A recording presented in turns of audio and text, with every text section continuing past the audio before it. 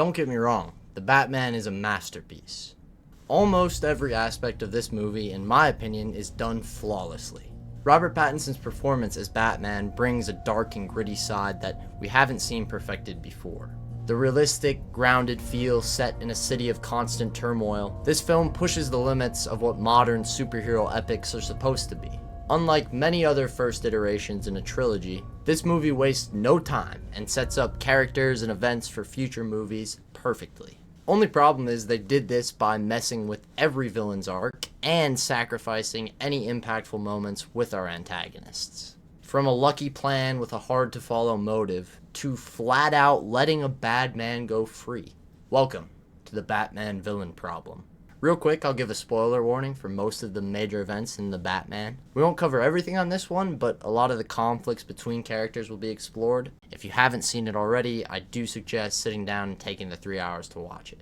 Up top, I want to mention that a lot of my complaints have the potential to be fixed in the future. We have the Penguin show coming out as we speak, and obviously 2 more movies in the trilogy. So I want to make it clear that this video needs to be taken with a grain of salt, because you never know what they might fix in the future. Now put yourself back in 2022. There is no more of the Batman than what we saw of the first movie. With that said, let's get into the failed attempts of these villains.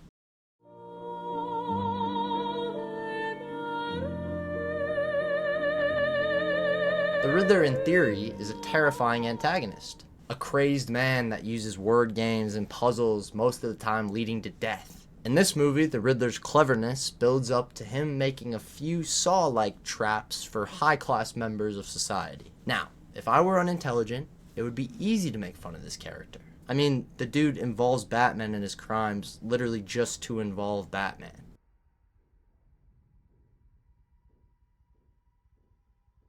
See? It's a pretty bad idea. He taunts high-ranking individuals and gets caught on purpose. That's a pretty easy villain to pick apart, if his brain operated normally. The Riddler's ego is absolutely out of control. He wants to be the center of attention, and he wants people to play his games for more reasons than just to kill. This is why he involves Batman so closely. You can see his ego really flare in this scene where he expects the Batman to understand him. So yes, a lot of the boneheaded decisions in the Riddler scheme complemented his narcissism quite nicely. Where his character starts to fall apart is when you look at his motivation. When you make a villain that is truly insane, you can do a lot of things with him or her. You can make these characters very unpredictable and chaotic, but the one thing you have to stay true to is the villain's motive. To create compelling conflict, the audience has to know what the villain is trying to accomplish, unless there's a twist of some sort. This creates higher stakes and oftentimes makes it easier to dislike a character. Let's take the Joker in The Dark Knight, for example. Although a very chaotic character, his goal is very straightforward. He sets out to prove that everyone is as crazy as he is, including Batman. His way of doing this is to create as much anarchy as possible. Each time he acts, his motive becomes more and more clear. This makes us increasingly scared of what this motive could do to Batman. In this Matt Reeves version, the Riddler's motivation could not be more convoluted, to the point where the Riddler even gets out of character. I guess for the PG-13 rating? You remember those Saw traps that I talked about? Yeah, well, this one to me was inherently the scariest. A sort of mask that's filled with rats slowly eating at your flesh. Now that is a high stake. You immediately can tell the Riddler is not messing around. Until we get the aftermath of what happened to the victim. The victim is killed with rat poison. Like, what? The Riddler is doing mercy kills now? This trait of flip-flopping from an intellectual opponent to just a basic murderer is very prominent throughout the film.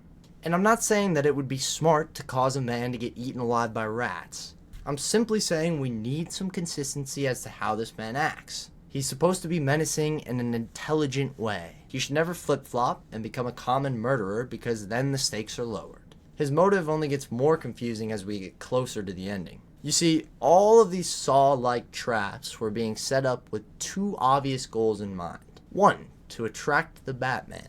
2, to expose corruption in Gotham City. By the time we get to the end of the movie, the Riddler has developed a social media following that's going to shoot up civilians and cause a flood that destroys most of the city. How did we go from exposing corruption in the renewal plan to social media followers shooting up innocents? The answer is they did not plan this out at all. They took all the common Riddler tropes, probably to make comic fans happy, then turned him into an evil influencer for the climax. If his plan was to expose corruption, then what good does killing innocent people do? If his plan was purely to get to the Batman, then why give him a chance to save as many people as he did? If his plan was to make his own army and make change physically, then why did he flood the city and kill a lot of potential supporters? Overall, the Riddler's plan is just a confounding mess of murder, info dumping, and most importantly, luck. Yes, you heard me right.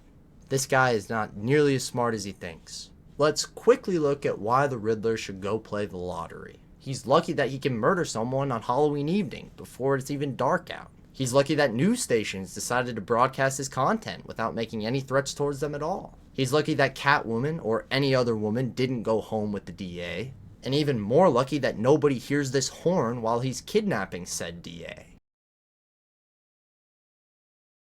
He's lucky that the GCPD let Batman see his letters. He's lucky that Batman doesn't figure out the carpet puzzle on the first try. And finally, he is so lucky that those 20 out of 500 people showed up to do his bidding. If I had 500 followers, I doubt I could get one to show up at a meet and greet, much less commit mass murder for me.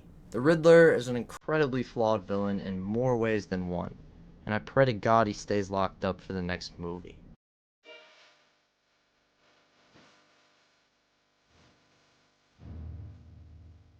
Unlike a lot of films, this one had the chance to save its villain problem. Luckily, it had a few more bad men entangled in the story. Unfortunately, both of these men do nothing but make the movie drag. Carmine Falcone's only positive is that John Turturro plays him.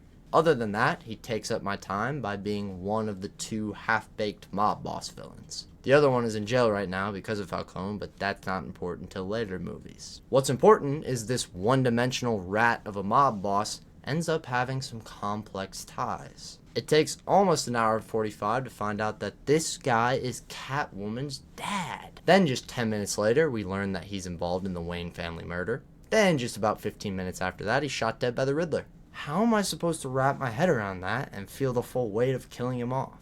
I'm not, unless you slow it down and give me time to process. Just a few more scenes of him being a dick to Catwoman or something, then maybe a little more banter with Bruce. They could have pulled this off. Instead, the writers decide to dilute any real feeling that could go towards his death. Just what we all love. A deeply connected villain that we should hate having a sudden and unsatisfying death.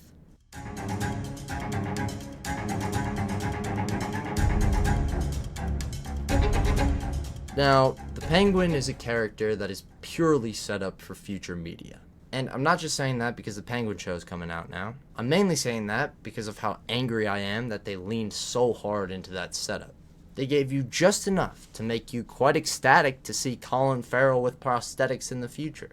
The problem is, his character is so intriguing that you want him to be the main villain. Maybe I'm a little biased because I do hate the other antagonists so much. But the Penguin did plenty for me in that car chase scene to want to see his crazy side much more. I got you! I got you! Take that, you friggin' psycho! I got you! But you don't get to see it at all. We only get 5 or 6 scenes of their best character, most of which were purely to excite us for future projects. At times, they even go against the film's internal logic to let the Penguin story move forward untouched. Let me explain. The Penguin is confronted by Batman and James Gordon. This move is executed right after they find the Penguin running a large drop operation. That's drugs, by the way.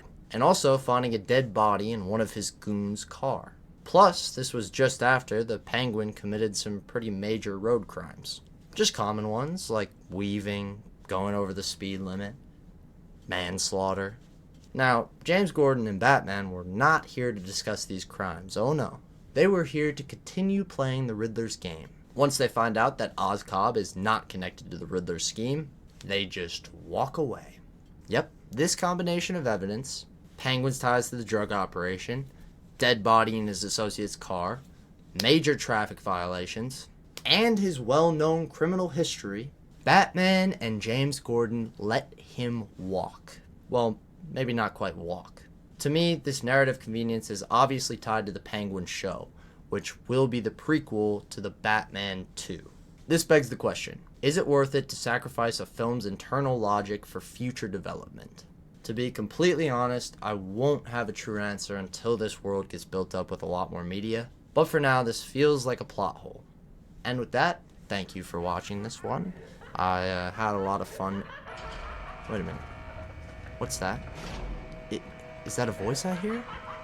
Could we possibly have another setup for the future villain? As tone deaf as I feel it is to use another major character just as a setup piece, I'll admit I'm excited for the Joker, okay? You really thought the whole video was going to be negative? Already, Robert Pattinson and Jeffrey Wright were enough for me to latch on to this one. But bringing in Barry Keoghan as the Joker? Holy shit. His laugh is reminding me of Mark Hamill's, which is my favorite Joker laugh. The sinister look of his deformed face and hands. It really looks straight out of a horror movie. I mean, they did not try to tone this down at all. The fact that he's already manipulating the Riddler is incredible too. If you haven't already, I do suggest you go watch the deleted scene with Barry's Joker. It's only like 5 minutes, and it gives you a lot more of him than that little end monologue. And if you look real closely, you might see the Joker starting his escape plan. Let's be honest, as cool as this scene is, when a deleted scene is your best villain moment, I think we have a problem with the antagonists. Let me reiterate that Batman is in fact a masterpiece. As the world grows, I hope that I will enjoy this movie and its villains even more. Although it's easy to rip on these characters, part of me understands why they did it. We're not going to get standalone movies or even standalone trilogies anymore, especially in the superhero genre. The Marvels and the DCs of the world took that away. And sure, there's a lot of appeal to having a vast universe with movies and shows that can relate to everybody, but there's also a major opportunity for the firsts in a universe to greatly improve. A little less focus on setup and a little more focus on what you have now.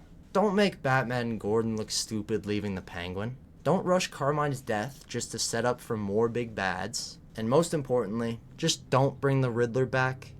So with that, thank you for watching, Eli. Specifically you, Eli. And thank you, of course, to everyone else who clicked on this one. This was quite a long movie, so I didn't really enjoy it watching it as much as I did. But I am really, really excited for the Joker in the future. I want to mention real fast that I have had some health issues over the last few weeks, and so that's the reason I haven't been posting. Although maybe I could have powered through the health issues. I think my mental was just not good enough to sit down and write a script. I'm just very happy to be back on the grind, and I'm also really looking forward to this Penguin show, which I'm probably gonna go watch right now. So, yeah, deuces.